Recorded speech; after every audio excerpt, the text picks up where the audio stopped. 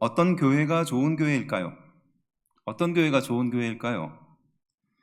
아무것도 안 하고 내버려 두는 교회가 좋은 교회라고 말합니다. 아무것도 안 하고 가만히 내버려 두면 그게 좋은 교회래요. 어떤 인생이 행복한 인생일까요? 어떻게 하는 것이 행복한 인생일까요? 또 이렇게 대답합니다. 아무것도 하지 말라 하고 나를 그냥 가만히 내버려 두는 것이 행복한 인생이다. 이렇게 말하는 사람이 있습니다. 새벽 기도를 나오고요. 수요 예배를 드리고 금요 예배를 드립니다. 그리고 주일 예배도 드리죠. 또 주일 오후 예배도 있습니다. 교회 청소도 있어요.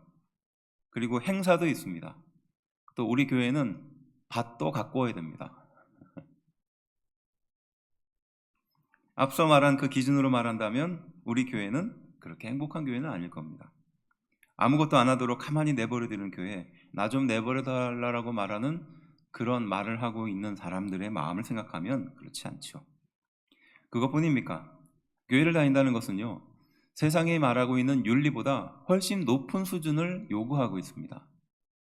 세상은 한 이 정도면 괜찮은 인생이다, 착한 인생이다라고 평가하지만 교회 다니는 우리 성도들은 그거보다 훨씬 높은 수준을 지키면서 살아가는 사람들입니다. 제가 여러분들에게 묻고 싶은 거예요. 그렇게 사는 것이 과연 행복한 삶입니까?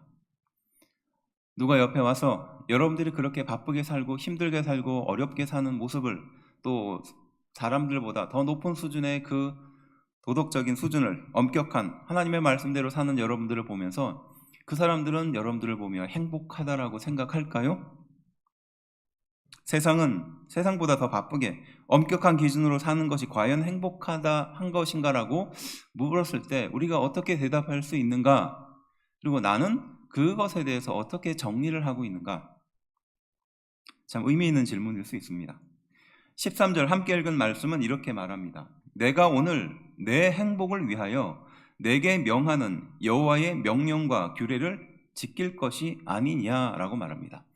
하나님의 말씀과 하나님의 명령을 지키라라고 말씀하시는데 그것은 무엇을 위해서? 우리의 행복을 위해서 주신 것이라는 것이에요.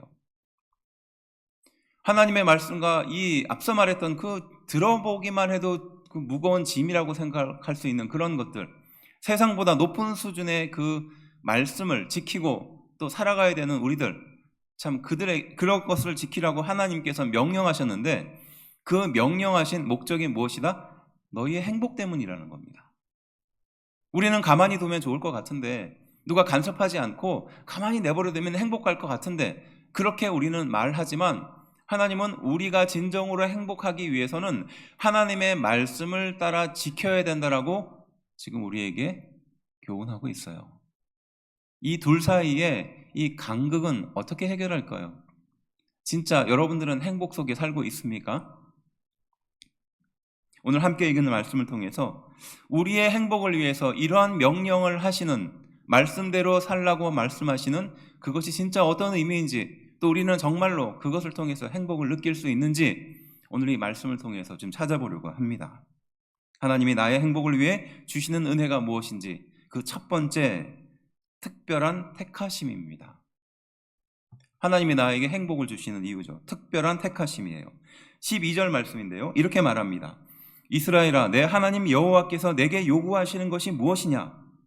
곧 내 하나님 여호와를 경외하여 그의 모든 도를 행하고 그를 사랑하며 마음을 다하고 뜻을 다하여 내 하나님 여호와를 섬기고 라고 말하거든요. 하나님께서 지금 이스라엘 백성들에게 요구하신다라고 말하거든요. 이스라엘아, 내 하나님 여호와께서 너에게 요구하는 것이 뭐냐라는 거예요. 그것이 무엇입니까? 하나님 여호와를 경외하고 그의 모든 도를 행하고 그를 사랑하고 마음을 다하고 뜻을 다하여 내 하나님 여호와를 섬기고, 2절은 명령과 규례를 지키고 라고 말하거든요. 경외하고 행하고 사랑하고 섬기고 지켜야 할 것입니다. 듣기만 해도 부담되지 않습니까? 그냥 가만히 내버려두면 그게 행복할 것 같은데 하나님은 이러한 것을 해야 한다고 말하는 것입니다. 그리고 그것을 해야 너희가 행복할 수 있다는 것이에요. 사람은 어떤 상태일까요? 사람의 원래의 상태를 한번 살펴보자는 겁니다. 사람은 원래 속박이나 소속되기를 원할까요? 우리가 사회적인 동물이기 때문에 어떤 공동체나 구성원에 속하고자 하는 마음과 욕구가 있다고 합니다.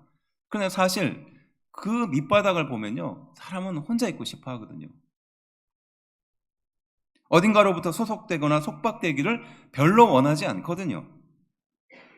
마음대로 하기를 원합니다. 자유롭기를 원하는 겁니다. 그렇게 보면 인간은 왜 그토록 속박되기를 싫어할까?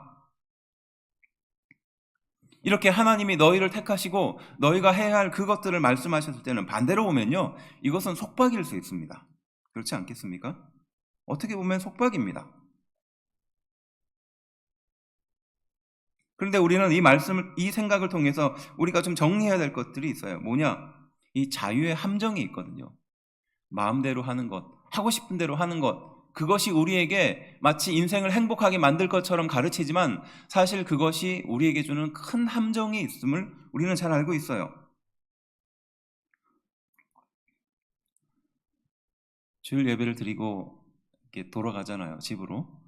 그러면 마음속에 오늘 예배를 드렸다라는 그 뿌듯한 마음이 들지 않습니까? 그리고 이제 오후 시간 여러분들이 이제 쉬시기도 하시고 뭐 그러지 않습니까? 근데 목회자인 저는 주일을 아침 보통 뭐 5시 반, 6시에 일어나는데요. 그때부터 이제 말씀 준비를 열심히 또 해. 그때부터 하는 게 아니라, 오해하지 마시고, 일주일 내내 하고 토요일 매일 매 시간 매달리다가 이제 아침에 주일날 좀 일찍 일어나서 다시 한번 그 말씀을 이제 리마인드하고 또 정리하고 그래요. 그리고 예배 들어오기 10분 전까지, 5분 전까지 계속 정리합니다. 치열하게 합니다. 그런데 이제 예배를 드리고 이제 저녁 예배, 오후 예배 드리고 이제 교육자 회의까지 하면은 보통 목회자들이 한 8시나 9시 정도 보통 끝나거든요. 그러면 새벽 이른 시간부터 저녁 9시, 10시까지 그렇게 하면 진짜 정말 초죽음이라고 말해도 될 정도예요. 근데 저도 이제 부목사 생활을 오래 했다 보니까 이제 예배를 그렇게 하루 종일 이제 주일 그렇게 드리고 긴장된 상태로 살고 집에 가면 진짜 녹초가 되거든요. 근데 저도 이제 짧은 시간이지만 한 몇 달 정도지만 어디에 속해 있지 않은 그런 상태로 예배만 드릴 때가 있었어요. 그래서 주일날 예배 보통 11시에 드리잖아요. 그래서 10시 정도 일어나서 이렇게 씻고 예배를 드리고 12시에 딱 나오는데 왜 이렇게 행복한지 모르겠어요. 막 세상을 다 얻은 것 같고 저녁까지 교회에 안 있어도 된다는 그 해방과 만족감, 막 이게 막 말할 수 없는 그 은혜가 막 넘치더라고요. 근데 그게 얼마 지나지 않으니까 이상하게 바뀌더라고요. 그게 진짜 자유롭고 편안하고 마치 뭐 오후에는 천국의 시간이 펼쳐질 것 같은데 그렇지 않더라고요. 대책 없는 자유죠. 책임감이 없는 자유입니다. 소속이 없는 자유예요. 돌아갈 곳이 없는 자유를 말하는 겁니다. 사람은 그 자유에 대해서 끊임없이 구하고 갈구하지만 막상 그 자유가 주어졌을 때 책임이 없으면, 그리고 돌아갈 곳이 없으면, 소속이 없으면 그 자유는 아무런 의미가 없다는 겁니다. 그래서 이게 바로 자유의 함정이거든요. 그래서 이 자유에 있어서 중요한 것은, 이 자유라는 것은 상대적인 겁니다. 그리고 이 자유라는 것은 어디에 속하여 있는가가 중요하다는 거예요. 그래서 노예의 주인에게 속해 있는가, 아니면 참 아버지의 아들로서 속해 있는가, 이것이 다르잖아요. 그 대표적으로 이스라엘 백성이 애굽에 종되었던 사람들이 이제 광야로 나오게 되었지만 이제 하나님의 백성으로서 마음껏 자유함을 누리게 되지 않았습니까? 그런데 그들이 광야에 나오자마자 불평하잖아. 그리고 차라리 애굽으로 돌아갔을 때가 훨씬 좋았을 것이다 라고 말하거든요. 막상 그렇게 애굽으로 돌려보내면 그들은 노예거든요. 근데 그가 마음속에 이 자유함에 대한 갈증만 남아있는 겁니다. 바로 이 대책 없는 자유, 소속 없는 자유에 대한 마음을 가지고 있는 우리에게 바로 예수님이 우리에게 말씀하시는 것이 있어요. 무엇이냐? 요한복음 8장 32절, 진리를 알지니 너희를 자유롭게 하리라 라고 말하거든요. 여기서 이 진리라는 것은 예수 그리스도라는 겁니다. 너희가 과거에 잘못된 진리를 붙들고 있었지만 이제 예수님을 통해서 진정한 자유를 알게 된다라고 말하는 것입니다. 바로 예수님이신 진리에 속한 너희가 진정한 자유를 누릴 수 있다라고 말씀하고 있는 줄로 믿습니다. 그 이전에 너희가 누렸던 진정한 자유가 아니었다는 겁니다. 그리고 또 말씀하시고 계시죠. 갈라디아서 5장 1절, 그리스도께서 우리를 자유롭게 하시려고 자유를 주셨으니 다시는 종의 멍에를 매지 말라는 겁니다. 이게 무슨 뜻입니까? 그리스도께서 우리에게 자유를 주셨는데 그 자유를 우리가 누리지 못하고 다시 과거의 종의 상태로 돌아간다는 거예요. 함께 읽은 말씀 14절부터 15절 말씀은 바로 그것을 말씀하고 있습니다. 우리 함께 한 목소리로 좀 읽어볼까요? 읽어봅시다. 시작. 하늘과 모든 하늘과 땅과 그의 만물은 본래 내 하나님 여호와께 속한 것이로되 여호와께서 오직 내 조상들을 기뻐하시고 그들을 사랑하사 그들의 후손인 너희를 만민 중에서 택하셨음이 오늘과 같으니라. 아멘.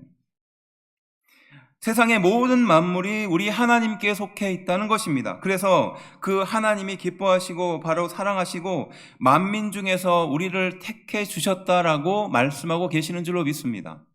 우리를 기뻐하시기 때문에, 우리를 사랑하시기 때문에 하나님은 우리를 그 세상의 모든 민족 중에서 한 민족으로 택해 주셨다는 것이에요.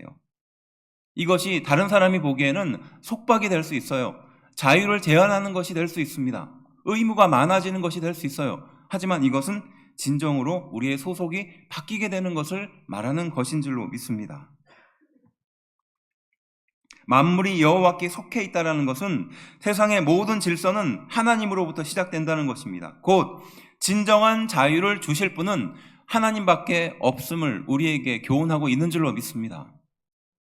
우리가 그토록 원하는 그 자유를, 정말로 그 자유의 달콤한 열매를, 그 능력을 알게 해주시고 깨닫게 해주신 그 부분은 바로 유일하신 하나님밖에 없다라고 우리에게 교훈하고 있는 줄로 믿습니다. 다른 의미로 말하면 우리가 자유롭고 싶어하는 그 자유는 진정한 자유가 아니라 자유를 흉내내는 자유밖에 되지 않는다는 거예요. 세상의 모든 만물을 창조하신 그 하나님께서 우리를 택하셔서 부르셔주셨고 그 불러주신 우리에게 진정한 자유를 가르쳐 주시는 줄로 믿습니다. 하나님의 택하심은 이러한 의미를 갖고 있어요. 하나님은 우리에게 이러한 진정한 아들의 자녀를 주기 위해서, 자유를 주기 위해서, 죽음에 이르는 종으로 살지 않게 하기 위해서 바로 우리에게 택하심, 속박을 주신 줄로 믿습니다. 이것이 말씀에 등장하듯이 택하심, 특별한 택하심이에요. 하나님은 우리를 이렇게 특별하게 택하여 주신 줄로 믿습니다. 결국 나의 행복은 어디에 속해 있는가, 내가 어디에 소속되어 있는가, 이가 중요한 것이고요. 그리고 누가 나를 택해 주셨는가가 중요하다라고 말씀은 교훈하고 있습니다. 우리는 하나님께 속해 있으며 하나님이 특별히 택하신 존재인 줄로 믿습니다. 그것이 행복의 시작이고 행복의 기초입니다. 두 번째는 두 번째 기회라는 주제예요. 두 번째 기회입니다. 우리의 행복을 위해서 이 두 번째 기회라는 주제의 말씀을 나눌 수 있어요. 사람은 왜 이토록 행복한 것을 위해서 또 자유를 갈망할까요? 마치 이카루스의 날개처럼, 아니면 목말라 있는 사람이 바다 한가운데에서 그 바닷물을 먹으면 결국 갈증으로 죽게 되는 것처럼 사람은 왜 이토록 자유를 갈망할까요? 자신이 죽을지도 모르는 그 자유를, 왜 책임지지 못하는 그 자유를 그렇게 갈망하면서 살까요? 성경은 이에 대해서 그 원인의 모든 것은 두려움이다라고 결론 짓습니다. 우리가 그토록 자유를 갈망하고 자유에 대해서 간절하게 바라지만 그 마음의 깊숙한 곳에는 두려움이라는 것이 자리 잡고 있기 때문이라는 것입니다. 지금 사실 이스라엘 백성들은요, 이 말씀을 듣고 있는 이 시간 두 번째 기회를 받았습니다. 왜냐하면요, 이 말씀이 시작하는 10장 1절은요 이렇게 시작이 돼요. 그때 여호와께서 내게 이르시기를 너는 처음과 같은 두 돌판을 다듬어 가지고 산에 올라 네개로 나아오고 또 나무개 하나를 만들라, 이렇게 말하거든요. 무슨 말입니까? 지금 십계명의 돌판을 처음 이스라엘 백성들이 받았습니다. 그런데 그 받은 돌판은 어떻게 되었죠? 깨졌잖아요. 깨졌습니다. 그리고 지금 하나님은 두 번째 돌판을 새기기 위해서 지금 이스라엘 백성들을 부르고 있는 장면이에요. 그것이 10장 1절의 시작이거든요. 그리고 함께 읽은 본문으로 연결되는 겁니다. 이스라엘은 왜 첫 번째 돌판을 잃어버렸을까요? 모세가 이 두 돌판, 첫 번째 돌판을 부숴버린 이유가 있지 않습니까? 모세라는 리더가 부재하니까 그들의 원래의 상태가 나타나는 겁니다. 그들의 원래의 모습이 나타나는 거예요. 그 마음 속에 자리 잡고 있었던 그 이스라엘 백성들의 그 두려움의 원인이 나타나는 거예요. 그래서 우상 숭배를 하는 겁니다. 그리고 어떻게 말합니까? 애굽으로 다시 돌아가자라고 말해요. 모세의 형인 아론을 죽이고 우리가 원래 속해 있었던 그 애굽으로 돌아가자라고 말하죠. 무엇 때문에 이런 행동을 합니까? 두려움 때문이었다고 성경은 진단하거든요.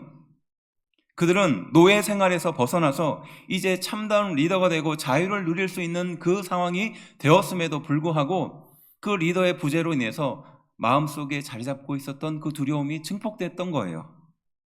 그래서 우상을 숭배했고 그래서 애굽으로 돌아가려고 했었던 겁니다. 원래의 모습으로 돌아가려고 한 것이죠. 원래 자신의 그 밑바닥을 보여주면서 그 자리로 돌아가려는 모습을 보여주었던 겁니다. 만일에 하나님께서 그들이 원하는 대로 그냥 내버려 두었다면 그들은 아마 애굽으로 돌아갔을 겁니다. 그리고 하나님은 다른 민족을 택했을 것이고 그 다른 민족을 통해서 하나님의 역사를 이루어 가셨을 거예요. 근데 여기서 중요한 사실은 하나님은 그들에게 다시 한번 두 번째 돌판을 새길 수 있는 기회를 주신 것이에요. 이게 중요한 거예요. 심지어는요, 이스라엘 백성들은 그 40년 동안 무려 10번이나 하나님을 완전히 배반하는 그런 일들을 저질렀거든요. 그래서 민수기 14장 22절은 이렇게 말해요. 내 영광과 애굽과 광야에서 행한 내 이적을 보고서도 이같이 10번이나 나를 시험하고 내 목소리를 청종하지 아니한 그 사람들은 이라고 말하거든요. 다시 한번요. 내 영광과 애굽과 광야에서 행한 내 이적을 보고서도, 그러니까 하나님께서 그렇게 강력하게 역사하셨음에도 그것을 직접 너희가 눈으로 보았지만 어떻게 했다고요? 이같이 10번이나 나를 시험하고 내 목소리를 청종하지 않았다. 이게 이스라엘 백성의 상태였다는 겁니다.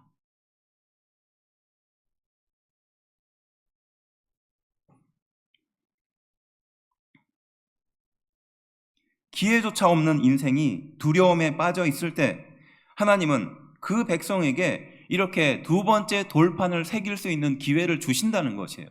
심지어는 광야 40년 동안 그 많은 일들 중에서 정말로 하나님을 완전히 배반하고 돌아가겠다라고 그렇게 일을 벌인 것이 무려 10번이나 되었는데 하나님은 그들을 참고 인내하며 다시 한번 두 번째 기회를 주신다는 거예요.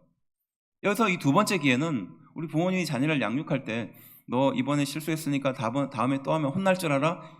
그래서 또 실수했어요. 그러면 또 혼내죠. 그러면 아이가 3번 또 실수를 합니다. 그러면 어떻게 합니까? 그 아이 버리나요? 아니죠. 다시 또 혼내고 다시 용서하고 다시 또 경고를 주고 그것을 고치기 위해 노력하죠. 이 두 번째가 갖고 있는 의미는 그런 의미예요. 하나님은 끊임없이 배신하고 돌아가려고 하고 원래의 자리에 원래의 상태로 돌아가려고 하고 하는 그 이스라엘 백성들을 향하여 내가 다시 너에게 두 번째 기회를 줄게, 내가 다시 너에게 두 번째 돌판을 새길 수 있는 기회를 줄게 라고 말씀하고 있는 것이에요. 이것이 주는 메시지가 있는 겁니다. 이것이 주는 강력한 은혜가 있어요. 무엇일까요? 그것이 바로 두려움을 떨쳐내고 우리에게 진정한 쉼과 안심을 준다는 것이에요. 믿으십니까? 한 번만 실수하면 돌이킬 수 없는 길을 가야 된다면 그 얼마나 조마조마하겠어요. 매일매일이 칼날 같은 곳을 걷는 것과 같은 것이지 않겠습니까? 그런데 하나님은 우리에게 비록 실수하지만 비록 그 길을 벗어날 수 있지만 심지어는 하나님을 10번씩이나 크게 배신하고 돌아간다 할지라도 하나님은 우리에게 두 번째 기회를 주시는 분이라는 것이에요. 이것은 우리에게 참된 안심을 주는 겁니다. 쉼을 주어요. 의지할 수 있는 마음을 주는 거예요. 제가 예전에 신방을 갔는데요. 좀 이렇게 떨어져 있는 주택단지 쪽에 신방할 곳이 있어서 이렇게 갔습니다. 아침에 전화를 드리고 갔더니 그 집사님이 잠깐 좀 볼 일이 있어가지고 저희보다 좀 늦게 도착할 것 같다고, 그래서 집에 들어가라는 거예요. 주인도 없는 집에 들어가라고 하니까 이게 뭐 굉장히 좀 당황스럽지 않습니까? 그래서 저희가 그 집 앞에서 이제 신방대원들하고 같이 이제 서성이고 있는데 그 옆에 있는 옆집인지 지나가는 사람이 이렇게 보더니 뭐 어떻게 오셨어요? 그러는 거예요. 그래서 교회에서 왔다고 말하니까 아 그래요? 그러면서 자기가 옆에 있는 뭘 이렇게 딱 해가지고 열쇠를 꺼내서 문을 열고 들어가서 이러는 거예요. 그래서 전 처음에 그 집 사람인 줄 알았는데 그냥 옆에 있는 사람 같아요. 그래서 뭐 들어가서 앉아서 있는데 이제 얼마 있다가 이제 집주인이 오죠. 집사님이 오셔가지고 이제 예배를 준비하고 예배를 드렸습니다. 예배를 끝나고 나서 이제 다과를 나누는데 대화 중에 그 얘기를 했죠.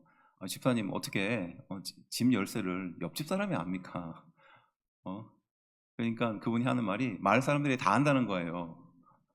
자기 집 열쇠가 어디 있는지. 그래서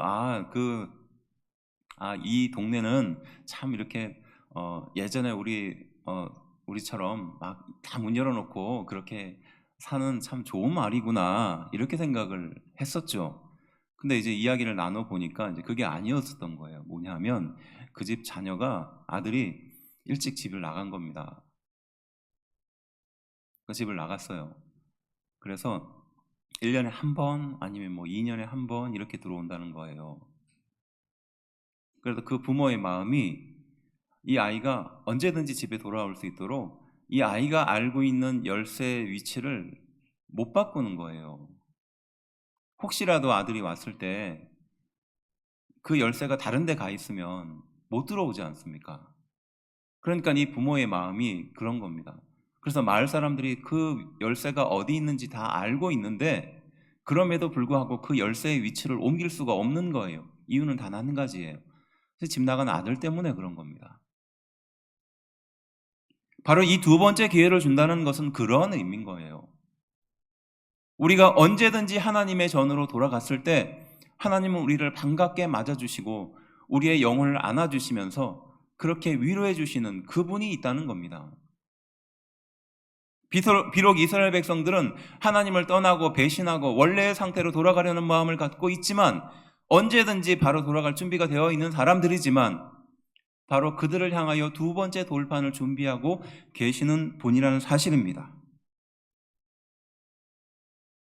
쇠할 수밖에 없는 우리 인생에 영원한 쉼과 안심을 약속해 주고 계시는 줄로 믿습니다. 이것이 두 번째 기회가 갖는 의미예요. 우리를 만드신 목적이 무엇입니까?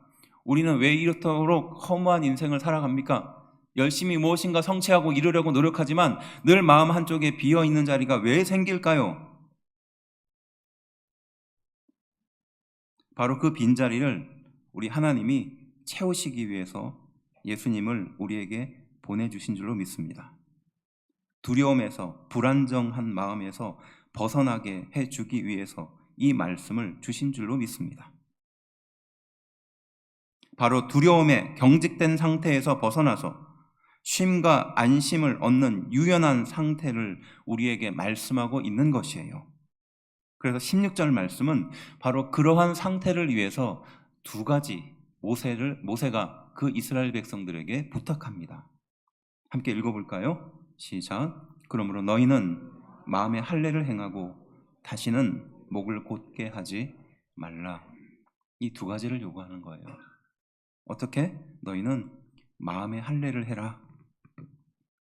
내 내면의 변화, 진정한 순종은 내가 태어남과 동시에 7일째 할례를 하게 되는데 이것은 내 의지가 아니라 하나님의 의지라는 겁니다.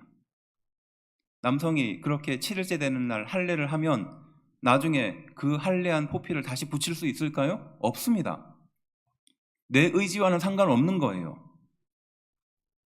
바로 하나님은 그러한 것과 같이 너희는 마음의 할례를 행하라 라는 거예요.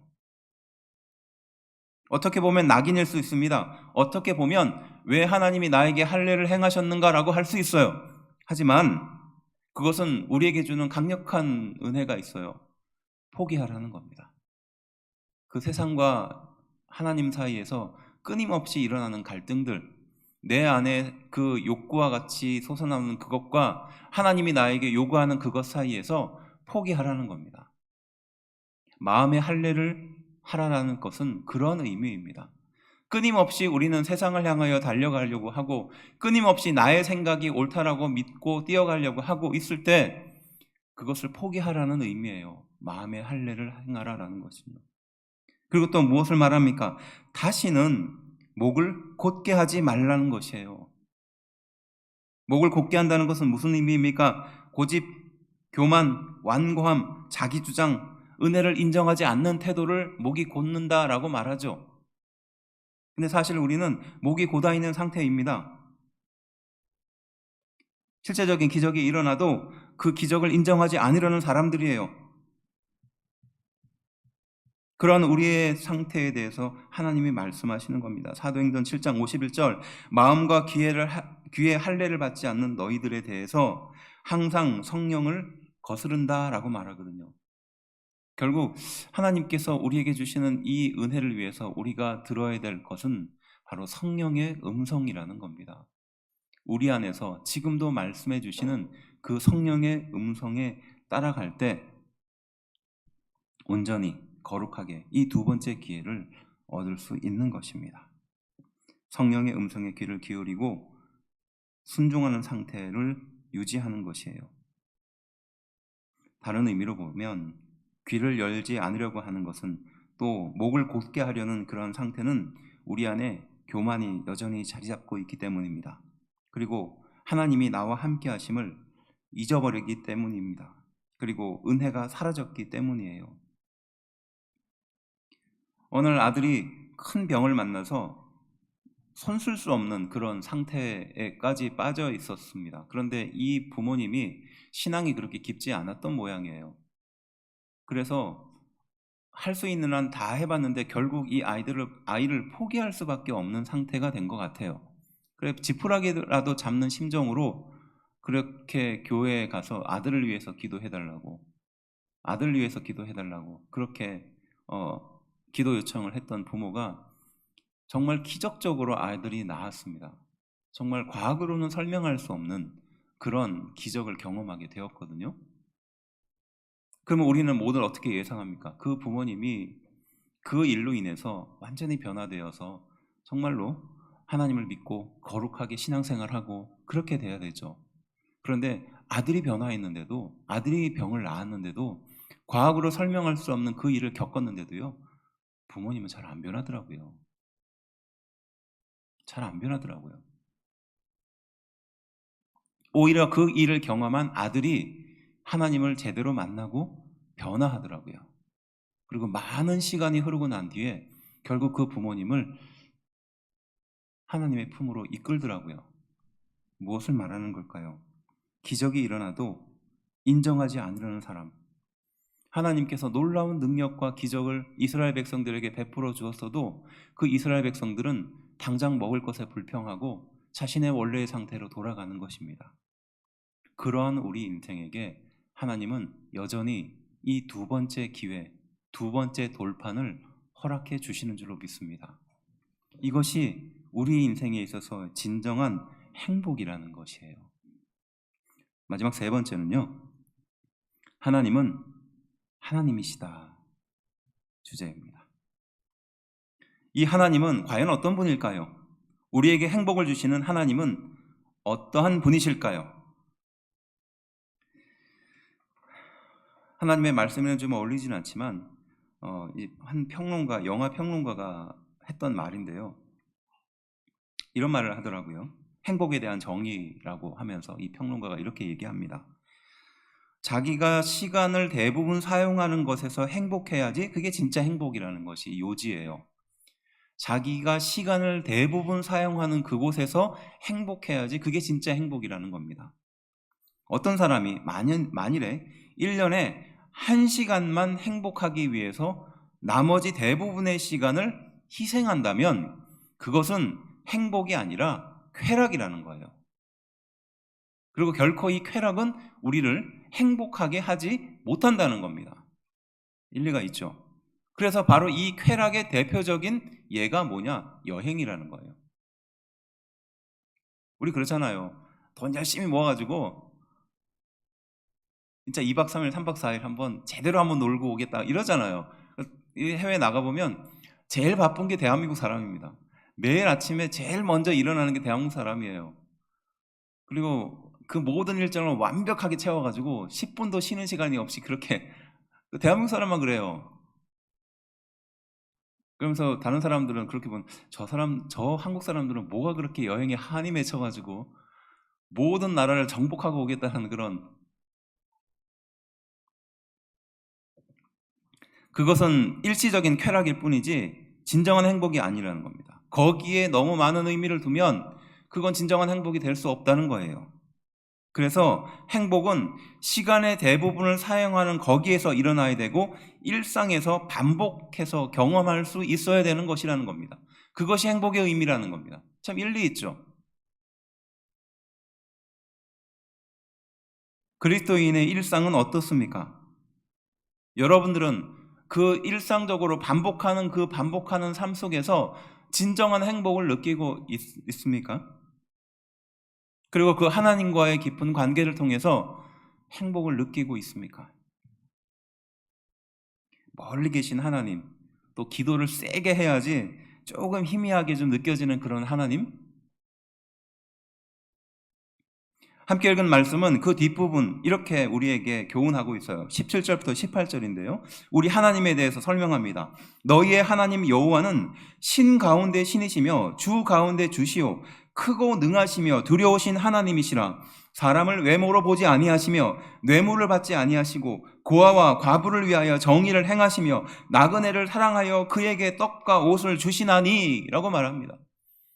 우리가 알고 있는, 우리가 믿고 있는 하나님이 바로 이런 하나님이다 라고 말하고 있어요. 어떤 하나님입니까? 신 중에 신입니다. 사람을 외모로 보지 않습니다. 얼마나 감사하고 다행입니까? 우리의 외모를 보지 않고 하나님이 우리를 사랑하신다니 얼마나 위안이 돼요.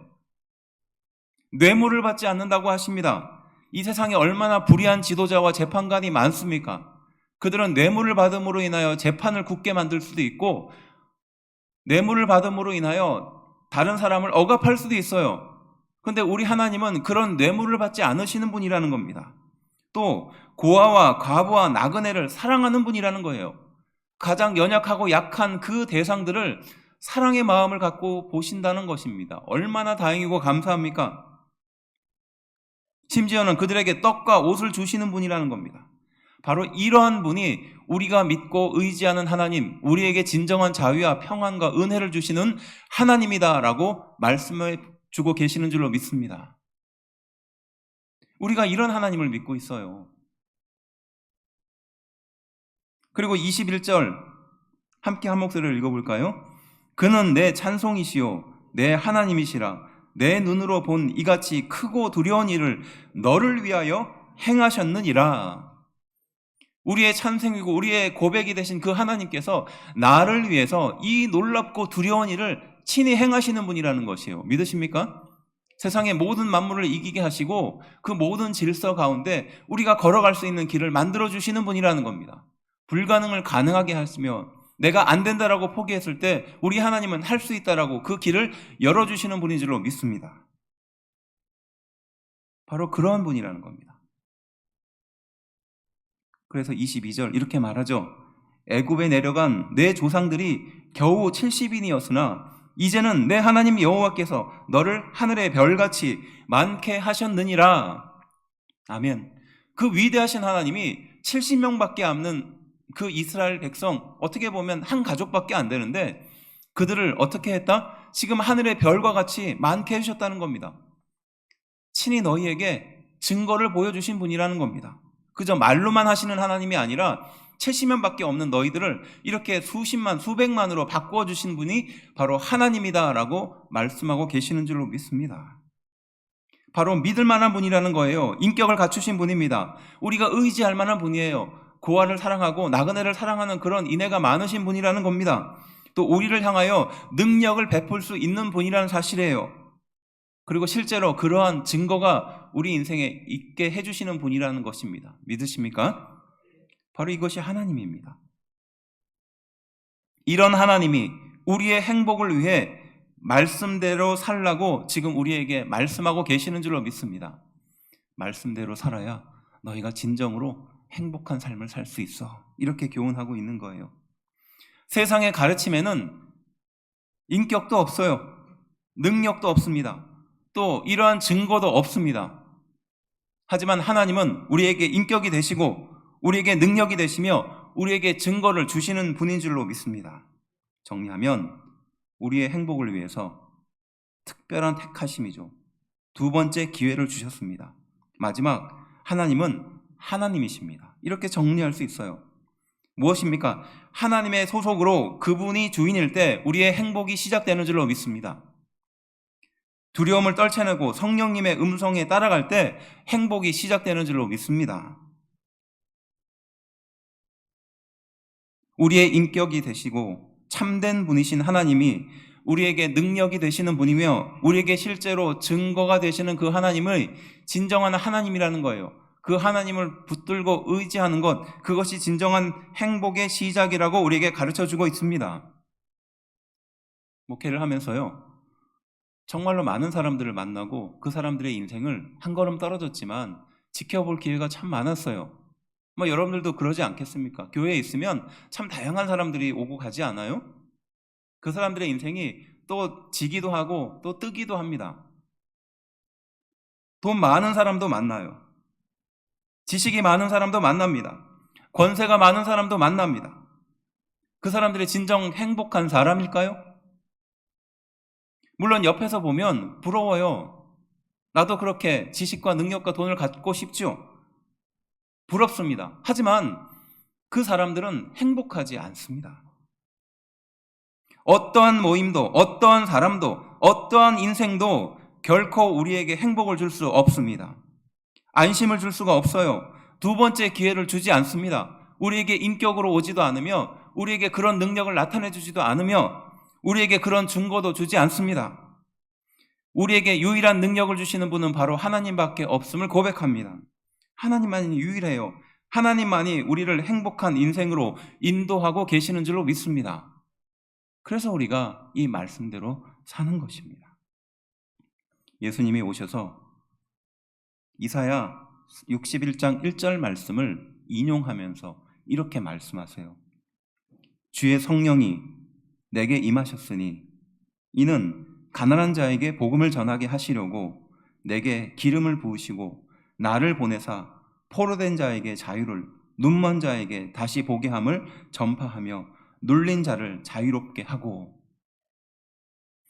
예수님이 이사야서 61장 말씀을 인용하시면서 너희는 비록 행복할 수 없는 인생이지만, 너희는 자유를 갈망하나 그 자유를 누릴 수 없는 인생이지만, 책임을 질 수 없는 그러한 상태로 살고 너희의 본성대로 따라가며 원래의 상태로 돌아가려는 그런 인생이지만, 바로 예수 그리스도가 이 세상에 오셔서 너희의 마음에 문을 두드리고 그러한 인생을 변화시킬 것이며, 어떻게 바뀝니까? 가난한 자에게 복음을 전하는 인생으로 바꿔주신다고 약속하십니다.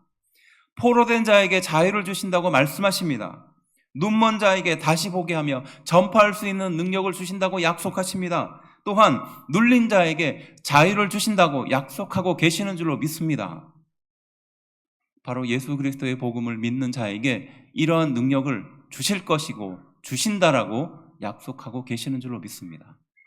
우리는 하나님의 말씀을 믿고 그 말씀대로 행함으로 이러한 능력 있는 인생, 또 행복한 인생이 되는 줄로 믿습니다. 이 말씀의 능력이 온전히 우리에게 넘쳐나며 능력이 우리에게 넘쳐나기를 주의 이름으로 축원합니다. 기도하겠습니다.